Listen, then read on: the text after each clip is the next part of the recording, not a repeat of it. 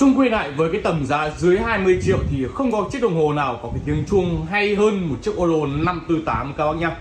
Đây là một chiếc 548 thiết kế thùng vân nu, mẫu thiết kế thùng đặc trưng giống hệt như trong các Toro của thương hiệu Olo. Bộ kim số 8 này, mặt số 2 nền này, tay cầm mạ chrome này, kính dưới mài viền có họa tiết trắng gương. Với cái tiếng chuông cực kỳ là hay trong tầm giá dưới 20 triệu thì không có bất cứ đời máy nào hay là thương hiệu nào của đất nước Pháp hay là của đất nước Đức có thể là so sánh được với cái tiếng chuông trên bộ gông 101 các bác nhá. Nổi tiếng 7 thép 1 đồng bên điểm giờ, gông tia xoáy này cùng với cái bộ máy 3 vách trơn các bác nhá. 3 vách trơn là cái bộ máy rất là bền bỉ của đời máy 24 đặc trưng của những chiếc Olo 548 và 5410. Mời các bác cùng em nghe qua một chút về âm thanh.